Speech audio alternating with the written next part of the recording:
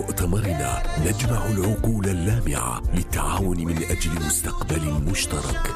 نحن هنا لنتعلم، لنبتكر، ولنرسم مستقبل هذه القارة. مرحبا بكم الجزائر، بكم زاهية ضاوية، إفريقيا ضاوية بمضاوية. إفريقيا تتغير والجزائر ترحب بهذا التغيير. حان الوقت لإطلاق قدراتنا الإفريقية. منتدى الشباب الإفريقي طبعة 2024 وهران من 1 إلى 4 نوفمبر. With Radio Algeria International, you will not miss a single major political or economic event. Radio Algeria International, our voice in the world.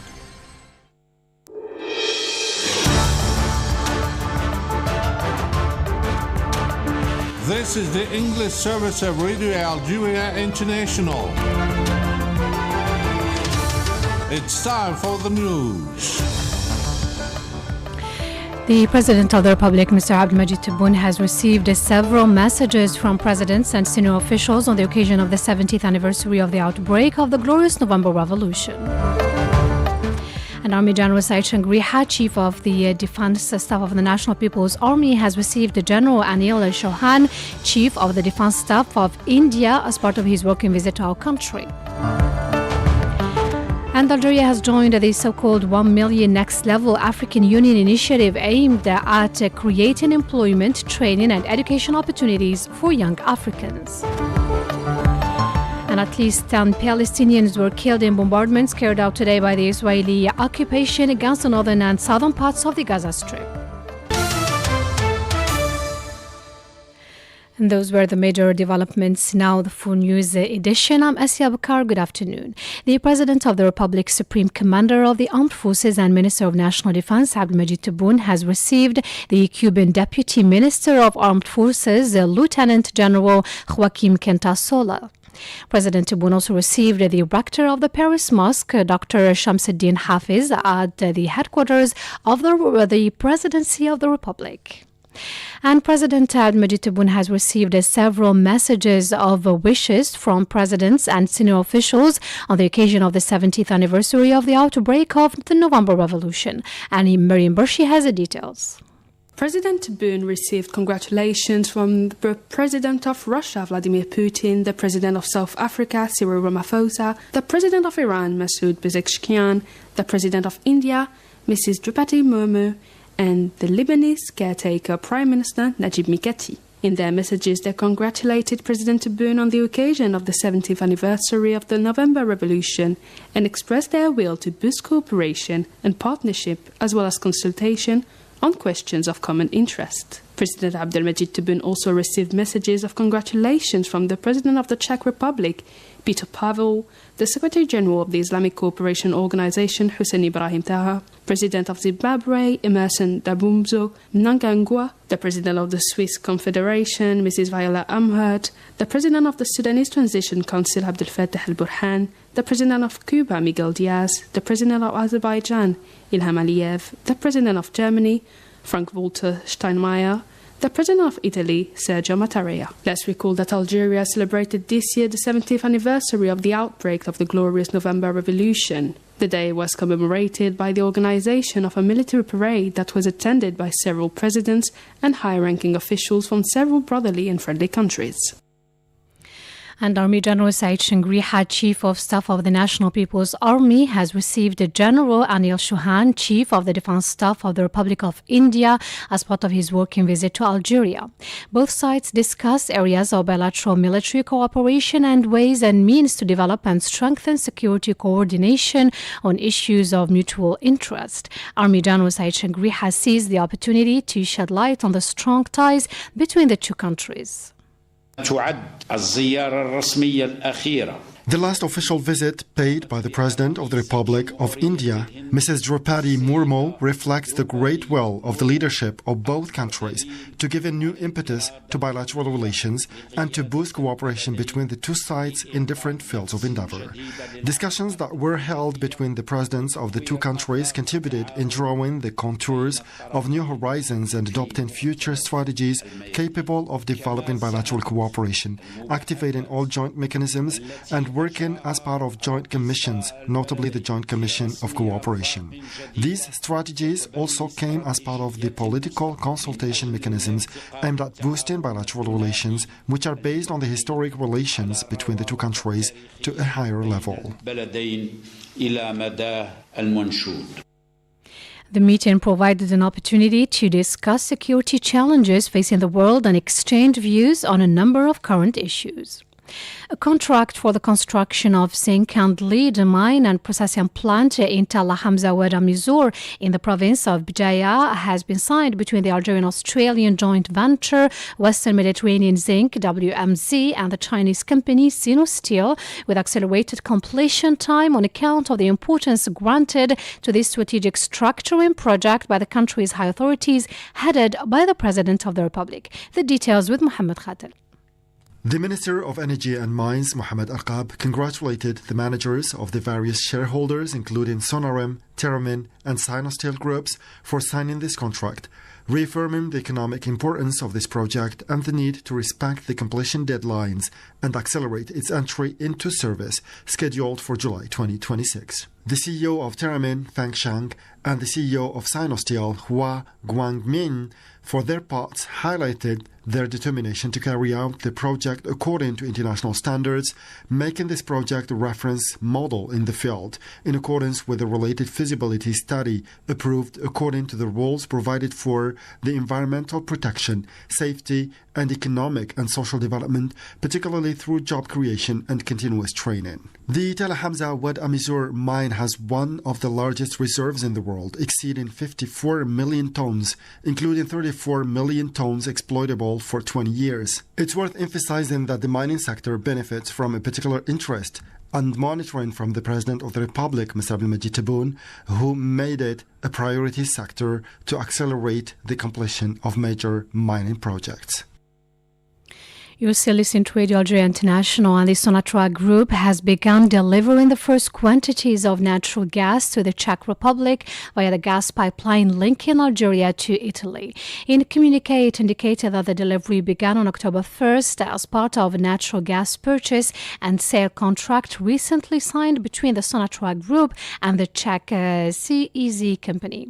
The national company Sonatrach also underlined that the delivery came after the conclusion of 2 years of fruitful negotiations between the two parties and is considered the first cooperation milestone between the two companies with a view to consolidating their long-term relationship. Algeria has joined the African Union initiative 1 Million Next Level, aimed at creating employment, training and education opportunities for young Africans. The Minister of Youth and Sport, Abdelrahman Hamad, signed the document in the presence of the President of the Higher Youth Council, Mustafa Hidawi, and the Director of Women and Youth Affairs at the African Union Commission.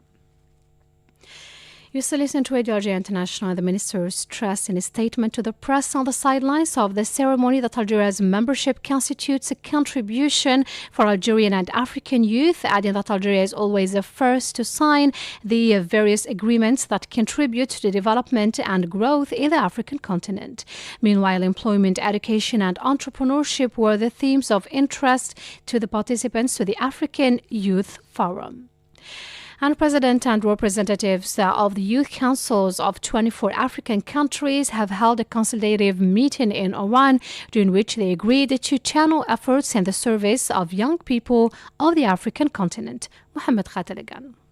In a statement issued following this meeting held on the sidelines of the Pan-African Youth Forum being held in the western city of Oran, the President of the Higher Council for Youth, Mustafa Hidawi, indicated that the participants stressed the need to channel and unify the efforts of the official bodies representing young people in African countries through a mechanism to be established soon by a commission composed of the presidents of the Youth Councils of Algeria, South Africa and Cameroon. Hidawi added that this consultative meeting allowed to take stock of the working mechanisms and the organization of the bodies and youth councils in African countries to exchange views on ways to strengthen joint action and promote the role of young people on the continent at all levels for the benefit of their countries. For her part, the President of the National Youth Council of Cameroon welcomed the proposal of the representative of the African Youth Councils for the creation of a sustainable mechanism for coordination and cooperation cooperation between these councils, while the President of the National Youth Council of South Africa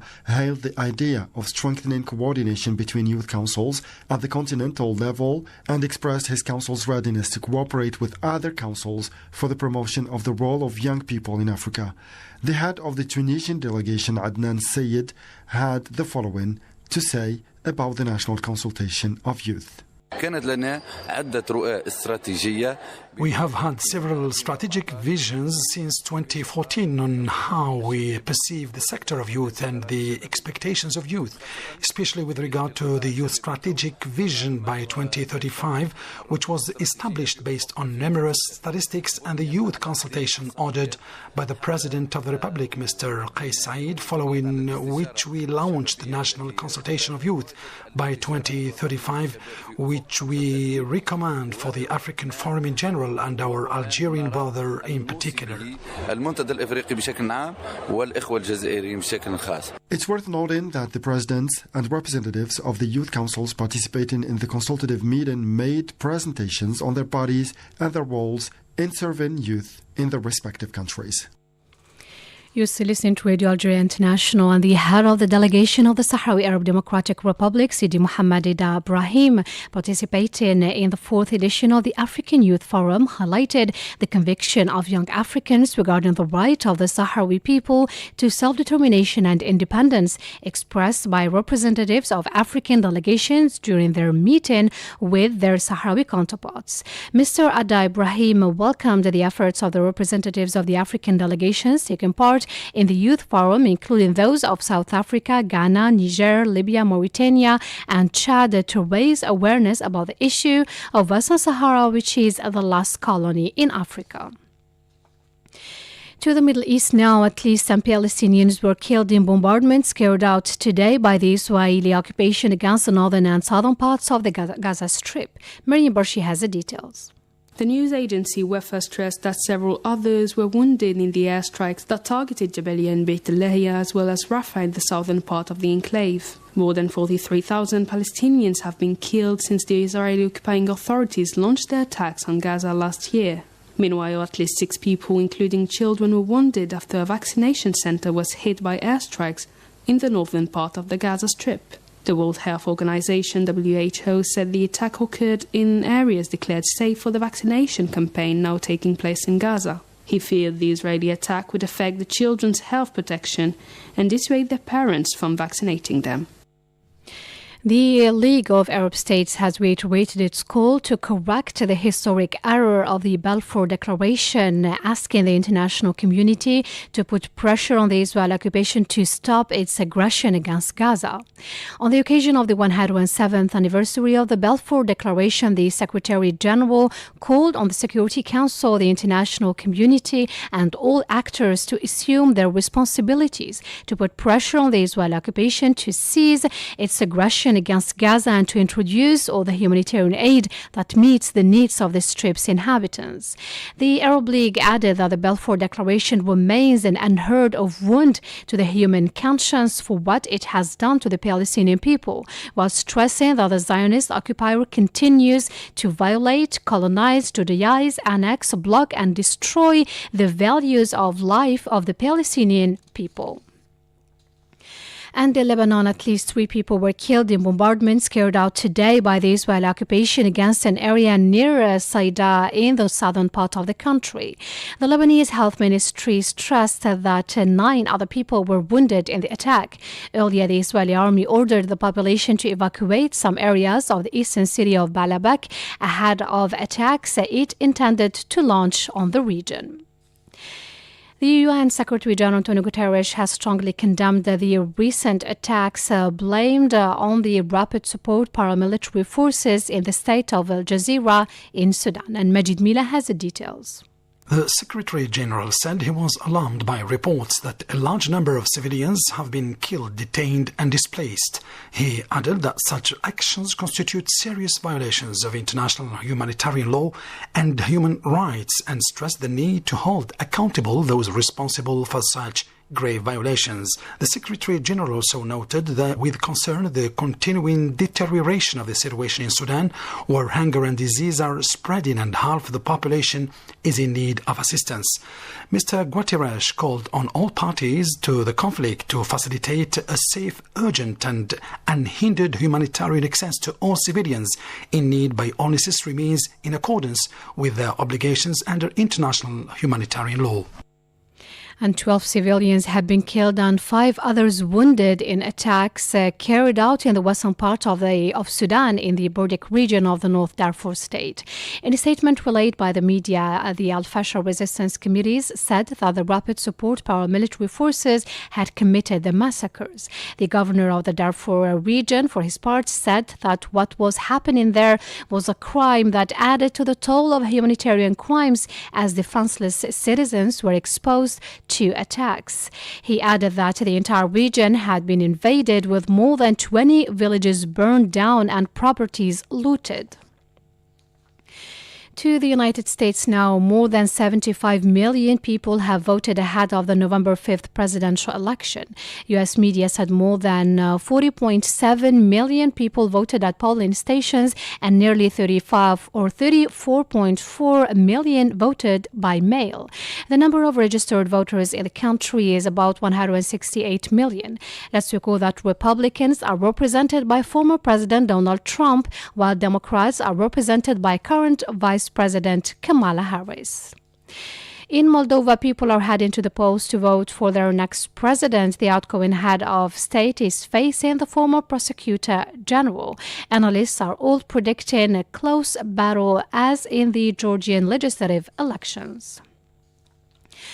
And to Spain now, the Spanish government has announced that 10,000 extra soldiers and police officers will be sent to the southeast of Spain to help those affected by the floods and assist in the search for the missing, 4 days after the tragic floods that killed at least 213 people. This figure brings to 7,500 the number of soldiers mobilized in the affected areas, the largest deployment of armed forces ever made in Spain in peacetime, insisted the head of government who is visiting the affected areas. And to COP16 now, the major United Nations conference on biodiversity ended in Cali, Colombia, without achieving its objective of financing and stimulating humanity's timid efforts to halt the destruction of nature. The major agreement on financing was not reached by the Colombian president of COP16 biodiversity, despite an extra night of negotiations. Colombian Environment Minister Susana Mohamed said that despite the failure to reach a major agreement, the Colombian government had mobilized a great deal of efforts. You're still listening to Radio Algeria International, 2:48 minutes Algiers time, and I invite you now to listen to the international event of the week dedicated this time to the UNRWA. The international event of the week. A major event this week was the ban imposed by the Israeli authorities on the activities of the UN Relief and Works Agency, UNRWA, in the occupied Palestinian territories, including occupied East Jerusalem. The ban voted by the Israeli parliament in defiance of international pressure to keep the UNRWA's activities prevents the UN agency from providing any service in Gaza and in the West Bank. The measure to come into force in 90 days triggered a wave of condemnation worldwide, denouncing the Israeli legislation as likely to deepen the sufferings of the Palestinian population, which mainly rely on UNRWA's assistance. Asked about how disastrous the situation will be in the occupied Palestinian territories if the law is implemented, our political analyst Hamad Salhi had this to say. Just by numbers, this will affect 2.9 million Palestinians and 30 refugees. The West Bank, Gaza, will have, in the West Bank and Gaza and Jerusalem, will have no schools, medical attention, or any other services that UNRWA provides. It means also that all humanitarian mechanisms or tools or agencies that have been put in place in the last 76 years since UNRWA was conceived will be shut down. And no longer the Palestinians will receive any assistance that the world or other organization provides them.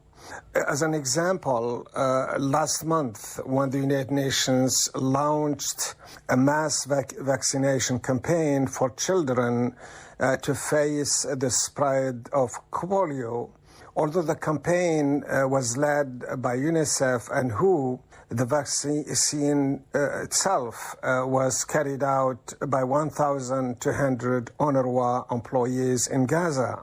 And they slow that vaccination would not happen because neither WHO or UNICEF organization have people on the ground. The UN Security Council strongly warned this week against any attempts to dismantle or to limit the UNRWA's operations or mandate. In a statement adopted by consensus, the UN Security Council's 15 members expressed serious concerns at the Israeli decision, urging Israel to abide by its international obligations, to take up its responsibility to allow and facilitate a full, rapid, safe and unhindered access to humanitarian assistance in all its forms into and across the Gaza Strip. The UN Security Council recalled that UNRWA was unique and remains the backbone of all humanitarian response in Gaza, while acknowledging that any interruption or suspension of its activities would have severe humanitarian consequences for millions of Palestinian refugees and serious implications for the region. Asked about what the UN Security Council warning would imply for the Israeli occupying authorities, who for decades have been blatantly violating international law and UN resolutions, our political analyst from California, Hamoud Salhi, had the following. Considering that the United Nations Security Council has been standing idle, doing nothing, if not encouraging Israel to continue its genocide, one would expect this time that there is hope, even hope for the United Nations Security Council to do anything. But more so, there is plenty of evidence that the United States will block any decision that the United Nations Security Council would do. The U.S. in this matter has been a big part, if not the leader of the campaign against UNRWA for a long time now.